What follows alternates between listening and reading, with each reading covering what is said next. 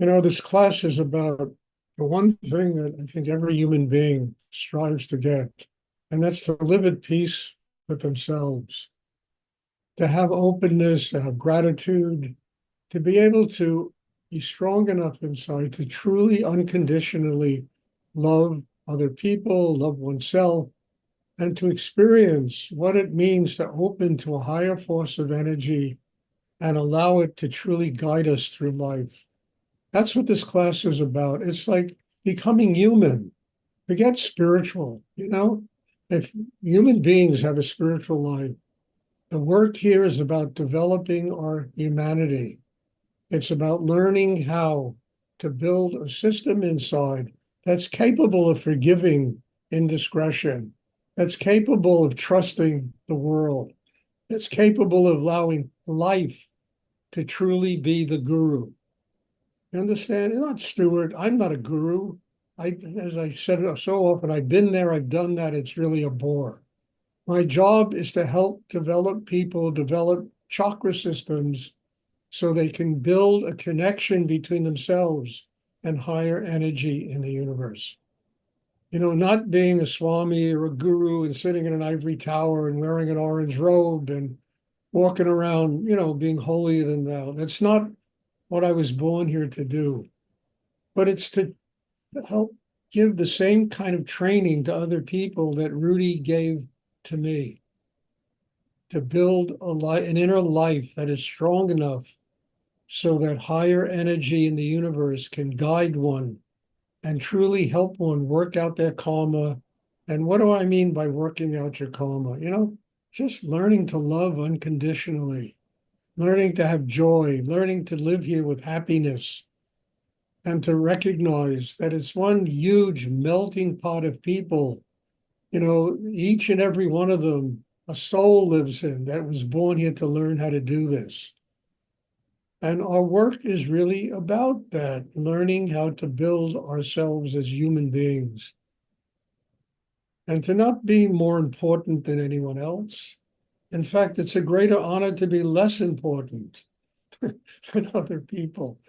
Then you can learn from them. What can I learn in order to build a stronger inner life from other human beings? It's like I said yesterday, it's to learn to like the people you don't like. I think that's such an important thing. It's kind of a kitschy saying, but it really is true. There's so many people we don't like, and they close our hearts. They make it difficult for us to live through the day. Instead of saying, what can they teach me about myself? What can I learn from them so that I can grow and become more of a human being? Doesn't mean you have to hang out with them or be with them, but learn from them. Let them teach. Let their presence, let whatever they are as human beings, teach each and every one of us what we have to do to learn to grow. And then it'll be much easier to love the people we like. Much easier. We won't have our hearts closing up every time we see somebody, that we don't like.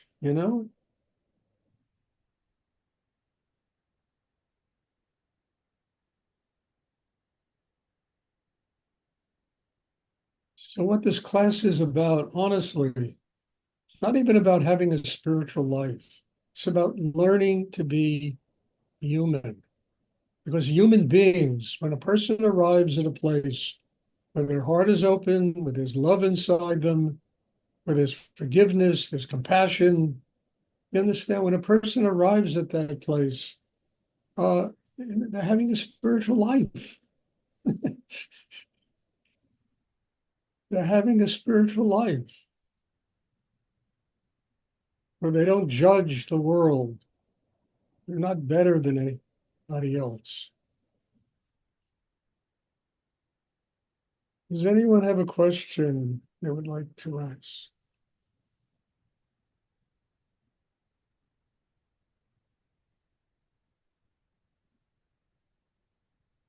And to say, what do I want in life? What's the greatest treasure a human being? Please try and not talk and talk after the class is over, okay? Because it really disrupts the whole energy of people are moving and talking to each other.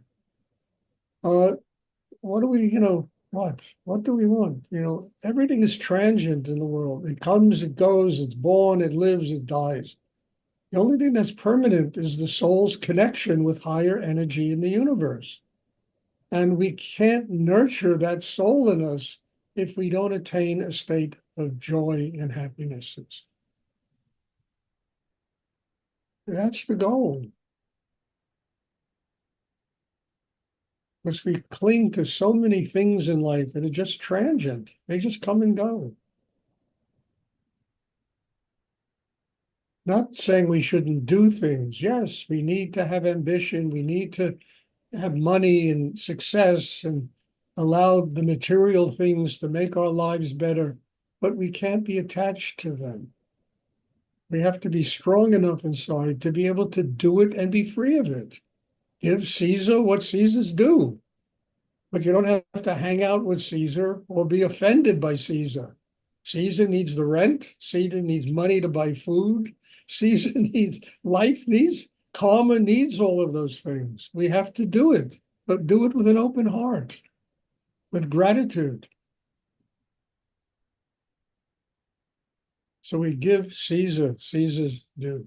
We give God God's due. What? Love, gratitude. Gratitude for the breath we have, for the sacredness of life, for being given the opportunity to grow here and develop a soul that is truly connected to higher energy and attains a state of enlightenment, is free of karma.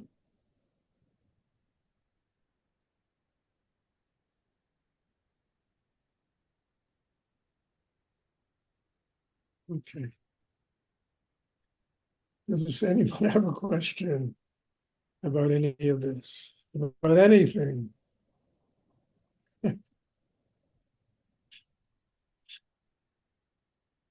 Stuart, I have a question. It may Yes. seem, thank Go ahead. you. It may seem simple, but I'm new to your path. I kept falling asleep for moments at a time, and I would awaken and try and throw that into the Dantian. Was I, was something in me blocking? No, Why? you're probably just tired, Stephen. Well, that's true. Yeah. I mean, look, why make it complicated? You're tired. You work hard. You have a lot of responsibility in your life. And even now, you have more responsibility in your life. Get you tired. So don't beat yourself up because you kind of go to sleep a little bit in the class. Get a good night's sleep tonight. Thank you. I did my best. Thank And you. look, as you get stronger inside and the chakra system develops in you, you learn how to transform that sleepiness into energy. You really do. I mean, look, sometimes I sleep 3 hours a night and I never get tired. I'm never tired. And in fact, these classes so revitalize me that I feel like I'm 13 years old when the class is over with. I'm ready to just run around and get involved in a basketball game or a stickball game or something that we used to do on the streets when I was a kid. You build that kind of energy. You can transform tiredness, anger, insecurity, problems into chi. And the things that are killing us begin to give us life. That's the greatest success in the world, getting life, not being recognized by thousands of people. It's madness. I once wrote a book, Madness Falling from the Sky. That's what it is. It's madness falling from the sky, and everybody worships it.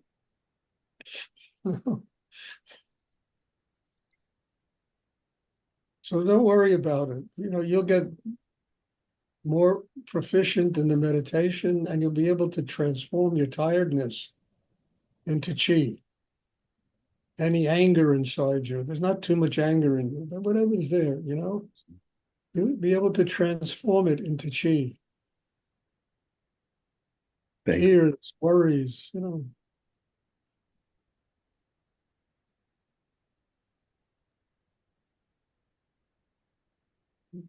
Does anyone else have a question? Stuart, I have a question. Yes, Bob? Could you talk about the transformation of tiredness and the contrast with uh, um, resistance? Look, let me tell you something about tiredness. If we're all sitting in a room, dead tired, and somebody screamed fire, the adrenaline would start moving in every single human being to get out of the building. You would suddenly have the energy, to run for your life. This class is running for your life. And when you get that kind of energy, when you get tired, if you use the mind, you use your breath, you use your will to transform it'll completely revitalize you inside. I mean, there's sometimes I come to this class, I don't know how I'm going to do it. And by the end of the class, I feel totally revitalized. So I mean, you can transform your tiredness into power, into love, into chi. That's what the training is all about in this meditation, learning how to overcome resistance. It's a very important thing because we all have resistance.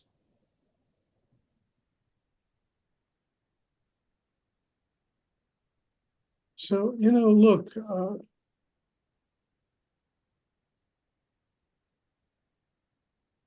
you can give into it and allow it to take over your life, the resistance, or you get the training to learn how to transform it. So, Stuart, I'm hearing you say that tiredness is really resistance. Yeah. Look, when I was younger, this is a true story. I once went on an LSD trip when I was younger. I mean, I was 20 years old or something, and I used to go and sit in the Buddha's heart for 8 hours. It was really something. It introduced me to a spiritual life. I knew it couldn't give me a spiritual life, but it certainly introduced me to it. And I remember I was on one of those trips, and I went after the trip. I was dead tired. I was completely exhausted. And I went down and I met a friend of mine in a cafe in the village, in Greenwich Village. And I met this woman there and we started talking. And we walked up 5 flights of steps. I was dead tired. We wound up making love all night. I mean, this is a true story. We all night, I mean, look, it depends upon what your goals are and what you want to do and what inspires you. You understand? I mean, I could be dead tired years ago and I would write a novel. I would write a novel. Madness Falling from the Sky was written when Stuart was in a state of dead tiredness.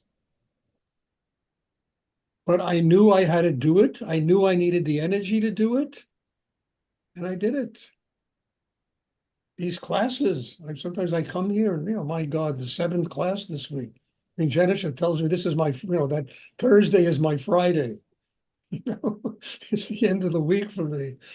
By the end of the class, I'm completely revitalized because this is really important for my life. So tiredness is a state of resistance. And if you truly, use your will, your need, your thing, you overcome your tiredness. And then you go get a good night's sleep and you wake up in the morning and you're okay.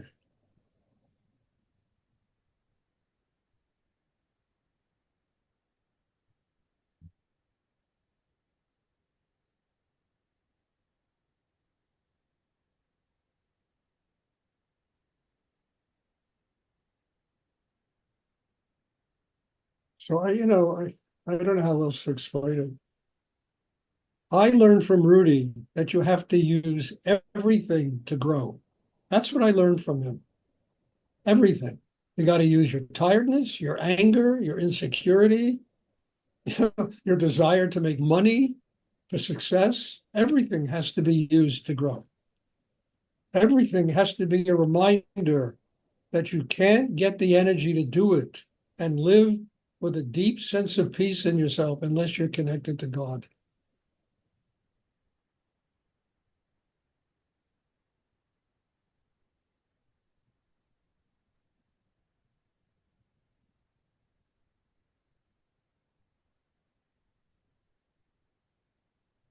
I mean, look, I'm 82 years old. It's ridiculous to be doing what I do.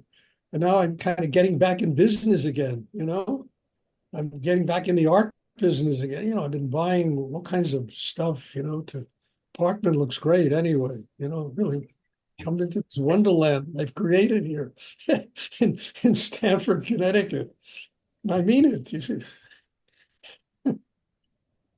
But what, it's fun. It also teaches me you can't hold on to anything. It comes, it goes, it comes, it goes.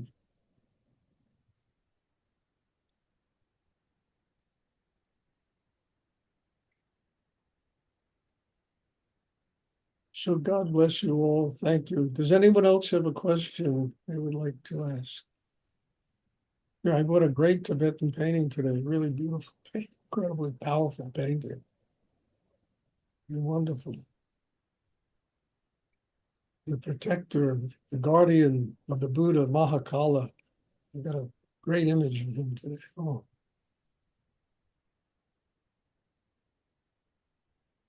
Does anyone else have a question they would like to ask?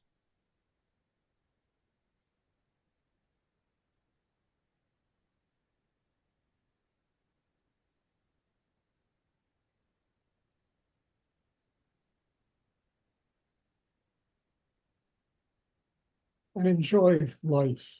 I mean it. Start with being able to laugh at yourself. I really mean that. Tongue in cheek, have a good laugh at yourself. But every time you get serious, just laugh at yourself. It'll go away.